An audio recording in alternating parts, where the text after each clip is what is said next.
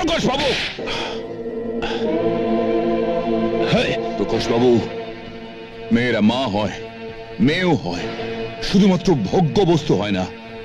এই শিক্ষাটা নিয়ে যান, যান। এরপর তো আমার পরিচয় কিছুতেই গোপন থাকবে না। কি যে করব কিছুই বুঝতে পারছি না। তার চেয়ে আমি চলেই যাই কাকিমা। ছোট কথা যে কাঞ্চনের লক্ষ্মীকে নিয়ে চন্দনপুরে ফিরে গেল, এখন কি হবে? তোর মুন্ডু হবে, তোর মগজে কিচ্ছু নেই। অভাগী, তুমি মুখ বুজে কাজ করে যাও, কথা বলো না কেন? বলি তো। ও কি আর কথা? কাকিমা বলছিল অভাগী কি তোর বন্ধু করে নিস। কি যে বলেন, আমি কখনো আপনার বন্ধু হতে পারি? কেন পারো না? তুমি অভাগী আর আমি অভাগা, আমরা তো বন্ধুই। অভাগী, তোমার কি কেউ নেই? আছে। কে তিনি? তাকে খবর দাও না। তিনি খবর পেয়েও আসবেন না। কেন? আমি নাকি অপয়া, তাই বিয়ের কথা পাকা হয়েও বিয়েটা ভেঙে গেল। আর দেখা হয়নি? হ্যাঁ, তিনি আমাকে চিনতে পারেননি, অথচ তিনি আমাকে কত ভালোবাসতেন। ভারী নির্দয় পুরুষ তো সে। জানো, আজ যদি আমার লক্ষ্মী বেঁচে থাকতো, ঠিক আমার কাছে ছুটে আসতো। হয়তো আপনার লক্ষ্মী সবকিছু জানে না। এখন সে সব ধরা ছোঁয়ার বাইরে, তাই তো তোমাকে বললাম, অভাগা যেদিকে যায় সাগর শুকায় যায়। আমি আসছি দাদাবাবু। অভাগী, অভাগী, অভাগী। কাঞ্চন, কাঞ্চন, মা, এত অভিমান তোর!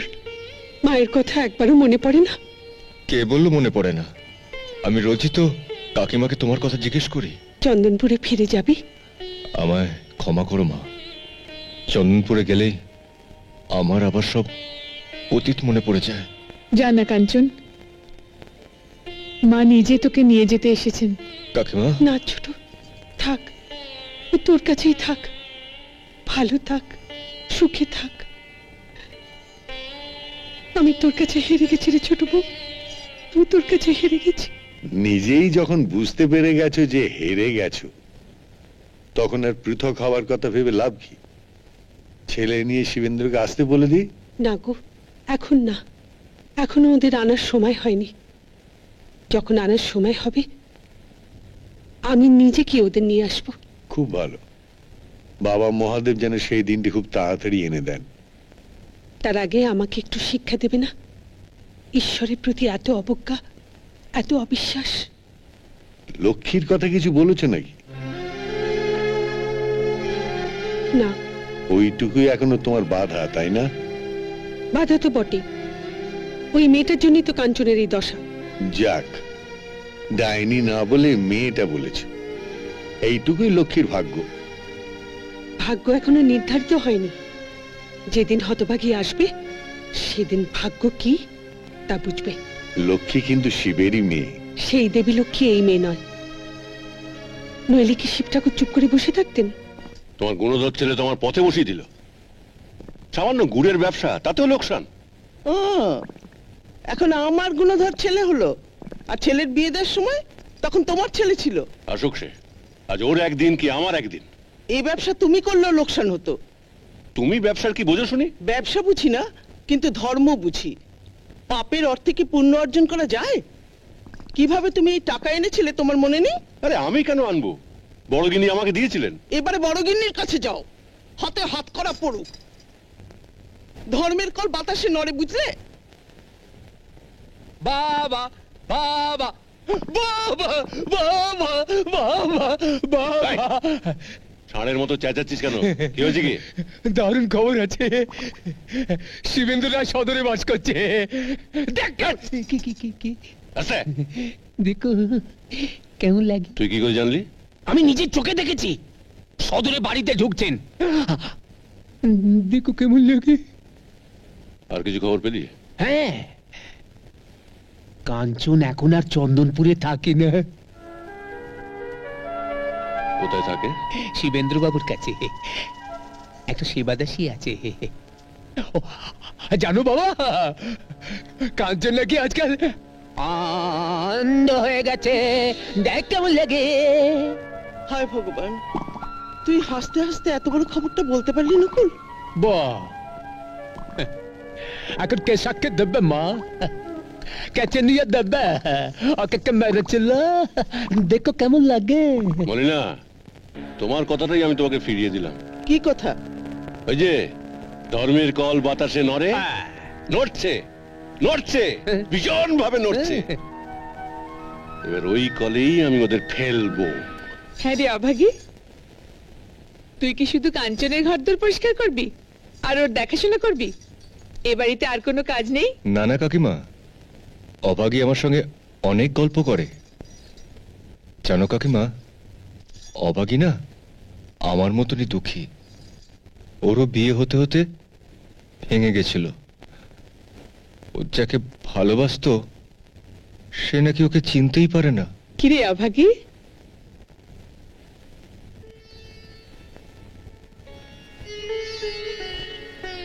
কাঞ্চন যা না, অভাগীর হাত ধরে একটু নদীর ধারে বেরিয়ে আয় না। যাবেন দাদা বাবু? গিয়ে কি হবে? আমার কাছে তো নদীর ধার আর এই অন্ধকার ঘর দুটোই সমান। অভাগী তোকে বলে দেবে, শুনে শুনে আন্দাজ করবি। কিরে যাবি? ঠিক আছে, যাবো। চলুন। আপনি বলছেন কিরকম লোক, আপনি দেখে চলতে পারেন না? তা আপনারা এবার কোন দিকে দেখছিলেন? ওই যে যারা গেল তাদের দেখছিলাম। বটে, ওরা কারা মশাই? চন্দনপুরের জমিদারের ছেলে কাঞ্চন। অচেনা লোক সব কথা বলতে নেই, চ।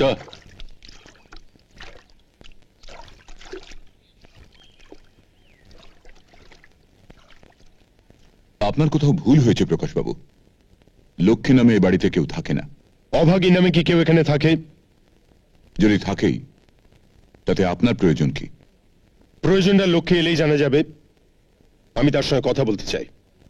প্রকাশবাবু, আপনি চন্দনপুরের ছোট তরফের সঙ্গে কথা বলছেন, কথাটা মনে রাখবেন। কথাটা মনে রেখেই তো আমি এখানে এসেছি। চন্দনপুরের প্রাক্তন নায়েব দামোদরের কাছ থেকে আমি সব কথা শুনতে পেয়েছি। দামোদর? কোথায় সে? কেন বলুন তো? দামোদর ফেরারি আসামি, তাকে আমরা বহুদিন ধরে খুঁজছি। তাহলে এবার হাত বদল করুন, লক্ষ্মীকে আমার হাতে তুলে দিন। বিনিময়ে দামোদরকে আপনি পাবেন। আপনার আর কিছু বলার আছে? আপনার জবাবটা না শুনলে আর বলি কি করে? লক্ষ্মীকে আপনার হাতে তুলে দেওয়া হবে না, কারণ কারণ লক্ষ্মীর প্রাণটা যে আমি বাঁচিয়েছিলাম। প্রাণে বাঁচালে কি জীবনের উপর দাবি এসে যায়? যান, চলে যান। যাচ্ছি যাচ্ছি কিন্তু একটা কথা মনে রাখবেন, এর জন্য অনেক বেশি মূল্য আপনাকে দিতে হবে। আমরা তার জন্য প্রস্তুত। বাবা, আপনি তো দেখছি আমার মতোই লক্ষ্মীর জন্য জীবন পণ করে বসে আছেন। প্রকাশবাবু, প্রকাশবাবু, মেয়েরা মা হয়, মেয়েও হয়, শুধুমাত্র ভোগ্য বস্তু হয় না। এই শিক্ষাটা নিয়ে যান, যান।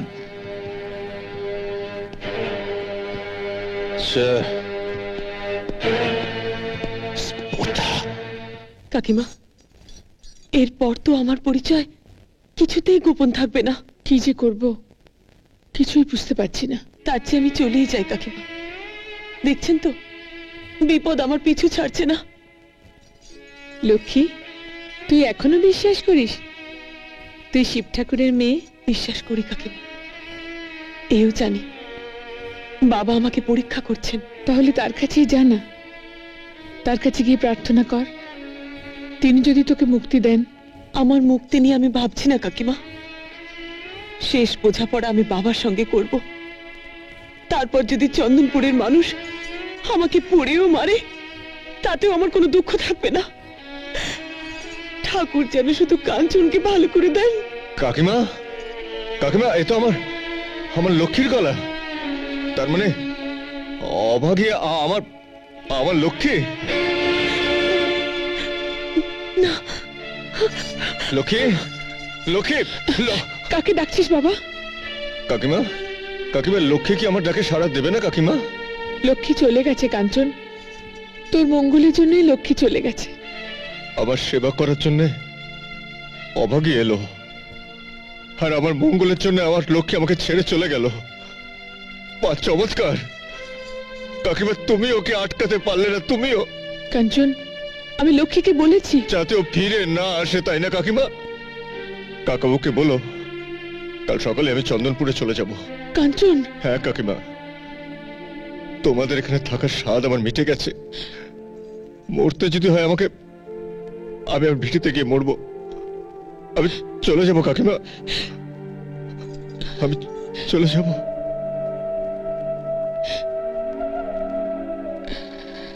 নিয়তি কেন বাধ্যতে, বুঝলে শিবেন্দ্র? নিয়তির খেলার উপর কারো হাত নেই। শুধু ঈশ্বরকে ডাকো যাতে কাঞ্চনের আর কিছু যেন না হয়। দামোদরকে ধরার ব্যবস্থা করবেন না দাদা? কি লাভ? প্রমাণ কোথায়?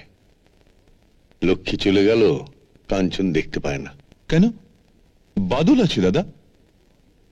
ধোপে টিকবে না, তার চেয়ে সবকিছু ওর উপরে ছেড়ে দেয়াই ভালো। শেষ বিচারের বিচারক তিনি। আমরা তাহলে যাই দাদা। একবার যখন চন্দনপুরে ফিরে এসেছো, আবার যাওয়ার প্রশ্ন উঠছে কেন? কাঞ্চনকে পৌঁছে দিতেই।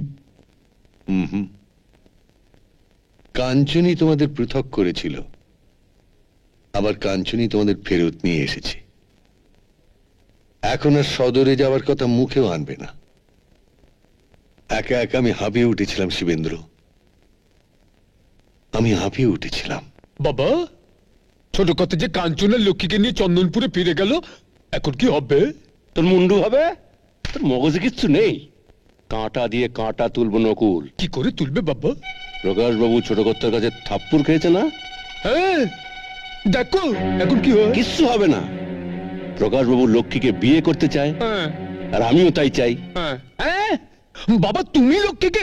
আরে না না, প্রকাশ বাবু কাঞ্চনকে মারবে, হ্যাঁ, আর তুই গিয়ে লক্ষ্মীকে বিয়ে করবি। দেখো কি হয়। কিন্তু বাবা, ভাঙা বিয়ে কি জোড়া লাগাতে পারবে বাবা? বাবা লাগবে, লাগবে সোনার চাঁদ, লাগবে। আগে একবার জমিদারগিনীর সঙ্গে দেখা করি। দেখো কি হয়। কিন্তু কাঞ্চনের ব্যাপারে যদি বিশ্বাস করে তাহলে তবুও লক্ষ্মী তোরই বউ হবে। আমার বউ। হুম। দেখ নকুল তোর কি হয়। এমন আরো অনেক ভিডিও দেখতে এই চ্যানেলটি সাবস্ক্রাইব করে নিন এবং পাশের বেল আইকনটি প্রেস করে দিন।